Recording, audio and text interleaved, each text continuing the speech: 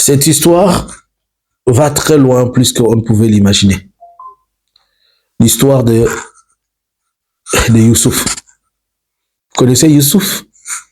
Quelqu'un l'a appelé le Donald Trump congolais et on a dit que Félix était le Biden congolais et qu'il devait sortir et laisser place à Donald Trump. De quoi je veux vous parler?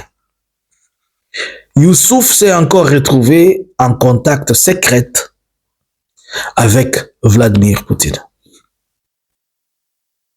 Qui est Youssouf dont je suis en train de vous parler? Youssouf, c'est un arabe pour dire Joseph. Cette histoire de Joseph Kabila Kabange, elle est au-delà de ce que nous sommes en train de croire et de ce que nous sommes en train de penser. Bonjour, bonsoir. Je vous salue de partout où vous êtes en train de suivre Analysons Congo. Aujourd'hui, Analysons Congo vient vous parler et vient échanger avec vous de certains développements sur la question et sur l'évolution de la situation. À quelques jours de prestation de la cérémonie de prestation de serment des États-Unis, nous sommes le 17, il ne reste que officiellement 2 jours, le 18, le 19 et le 20, la cérémonie va avoir lieu. Partagez-moi d'abord cette vidéo, likez, commentez. Je m'appelle Jean-Luc Kamani. Bien que vous me connaissez, souvent quand je parle, je dis Analysons Congo, mais mon nom c'est Jean-Luc Kamani. Trop simple. Alors, depuis un certain temps, vous le savez tous, nous avons d'abord appris au début qu'il y avait une rencontre entre Joseph Kabila, JKK, Chinarambo comme les autres l'appellent, à Paris avec Musk et Donald Trump, y compris entre parenthèses, on pouvait dire que John Gettler était aussi là. Et moi, je vous avais fait ressortir cet élément, le fait qu'il se retrouve en France. Ça signifie beaucoup de choses. Mais cela n'était pas totalement pris en compte puisqu'on était en train de croire aux rumeurs. Plus tard, nous avons vu le Messie à Addis Abeba. Et les images que nous avons vues d'Addis Abeba, ce sont les images qui étaient publiées une semaine après les rencontres, une semaine ou 5 jours après les rencontres, et ils ont publié les images qu'ils voulaient, pas les vraies images que tout le monde pouvait, auxquelles tout le monde pouvait s'attendre. Ils ont juste donné ce qu'ils voulaient que nous on voit. Et celui qui a donné ça, c'est l'écran de Katumbi. Mais pendant ce temps, il a reçu beaucoup de gens là-bas. Et il en a discuté avec. Après ça, on a appris qu'il a une invitation officielle pour les États-Unis. Est-ce que c'est pour participer à la cérémonie de prestation de serment du 20? Point d'interrogation, puisque nous connaissons la coutume américaine, leur cérémonie de prestation de serment n'est pas comme celui des Africains, où on invite tout le monde à y être. Non, c'est une cérémonie solennelle qui se passe juste entre eux, les officiels. Mais est-il qu'il y a une invitation?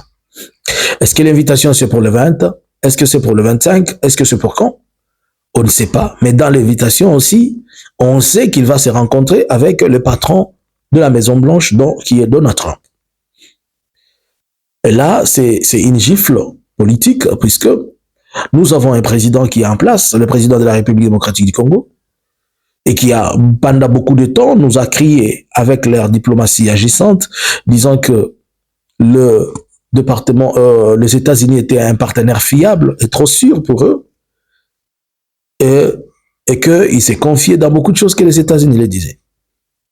Mais nous avons vu jusqu'à la dernière minute les États-Unis sortir, et les États-Unis n'ont fourni aucun effort pour démontrer de quoi ils étaient en train d'appuyer le gouvernement ainsi que la politique de Félix. Mais nous devons nous poser certaines questions. Aujourd'hui, nous comprenons qu'on invite plus celui qui n'est pas au pouvoir que celui qui est au pouvoir. D'après les rapports qu'ils ont reçus, plusieurs rapports, on signale premièrement que la RDC elle est devenue la capitale mondiale de la corruption. C'est dans ces rapports. 2.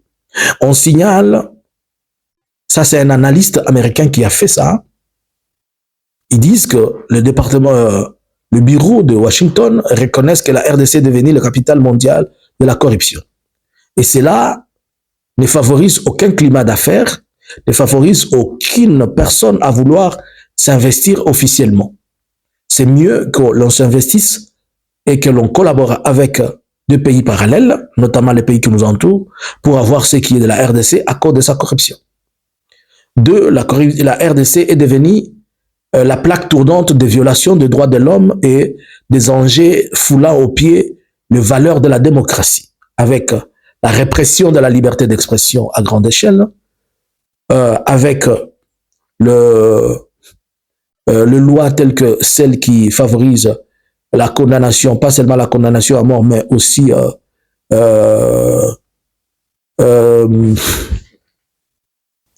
la peine de mort. Et au-delà de tout, la politique de la République démocratique du Congo qui démontre que c'est seulement la famille présidentielle et tous les membres qui sont de la famille présidentielle, la famille Tshisekedi, qui prennent le gros lot de tout. Les détournements, on n'en parle pas. Beaucoup de fonds qui sont retrouvés. Je suis sûr que dans les jours à venir, nous allons avoir un rapport sur les fonds et le dépôt de ces histoires de Panama Papers et dans plusieurs banques de la zone des Émiratis. Il y a un grand rapport à ce sujet-là. Et cela a poussé le gouvernement des États-Unis de ne pas avoir confiance à collaborer avec lui, mais de chercher un partenaire qu'ils peuvent trouver fiable. Et dans la logique actuelle, il se confie plus, au moins, ce n'est pas comme à l'époque de Mobutu, où il n'y avait pas un autre prédécesseur de Mobutu avec qui on pouvait collaborer. Mais comme il y a quelqu'un qui a déjà été sur ce point, qui a occupé ses fonctions, et dont les mérites se font sentir, et surtout qu'il a prouvé de quoi sa diplomatie, son silence, son caractérisme, son charisme a démontré, surtout en unifiant le pays et en maîtrisant la région de Grand Lac. Ainsi donc, Kabila se retrouve pas seulement invité de Donald Trump, il se retrouve à avoir une réunion secrète avec Vladimir Poutine. Et avec Vladimir Poutine, ils ont discuté, ils ont parlé de la question de la région des Grands Lacs, la paix dans la région des Grands Lacs. Mais pourquoi devrait-il parler avec Vladimir Poutine secrètement de la région des Grands Lacs et qu'avec les États-Unis, il parle aussi de la région des Grands Lacs? Il faut d'abord comprendre que la dynamique politique est en train de changer pour le moment et que les deux protagonistes qui étaient, non, les deux pays qui étaient en conflit, les États-Unis et la Russie, la politique a changé puisque maintenant Donald Trump ne marche pas sur le pas de Joe Biden par rapport au conflit ukrainien. Il a envoyé un émissaire et il y a un document qui est en train d'être discuté, même s'il y a des choses qui ne se discutent pas, dont la Russie a rejeté, mais il y a quand même une voie qui va les amener vers le dialogue. Et les États-Unis, avec le gouvernement Donald Trump, ils favorisent plus la question économique avec la Russie. Et la Russie de même, ils sont dans une dynamique qui n'est plus cette dynamique de la guerre militaire, mais plutôt une guerre de rapprochement et une guerre économique. Cela fait que les deux personnes, à savoir Vladimir Poutine et Donald Trump, sont quelque part en train de mettre sur une balance. Et pour ce faire, il y a une région dans le monde, qui est la région des Grands Lacs, où ils ont besoin d'un interlocuteur sûr et fiable. Et parmi les interlocuteurs sûrs et fiables, ils savent que le Rwanda constitue une satellite, mais ils ont toujours besoin de quelqu'un à l'intérieur de la RDC qui soit à mesure de maîtriser les choses. Puisque quand vous maîtrisez la RDC, vous maîtrisez aussi la région du Grand Lac. Puisque la RDC donne beaucoup d'ouvertures à la région du Grand Lac. Et pour ce faire, il faut trouver quelqu'un qui a un charisme, qui a une politique qui est stable, qui a aussi une réputation internationale et qui est aussi bien réussi à l'international. Ainsi donc, Kabila devient un cheval de bataille, pas seulement pour la RDC, et aussi pour la région des Grands Lacs. Il devient un atout important dans la politique, dans les relations internationales, avec ses études et ses dernières sorties. Et entre parenthèses, vous l'avez appris que Kabila avait été reçu comme étant un professeur ordinaire dans une des universités aux États-Unis et il a fait une exposé. On lui a accordé une certaine tranche de temps où il peut dispenser de son cours. Alors, il y a beaucoup d'éléments liés à la personne et aussi le passé de son travail qui plaide à sa cause, c'est ce qui fait que maintenant, il est devenu une personne centrale à solliciter. Est-ce que cela démontre que Kabila sera le favori pour le pouvoir? Wait and see. Est-ce que cela dit que Kabila a déjà réussi le certificat de baptême d'être le prochain président? Wait and see. L'analyse est continuelle. Partagez, suivez, laissez votre commentaire. Je parle aux intelligents, je ne parle pas aux insultologues. Bonjour et bonsoir.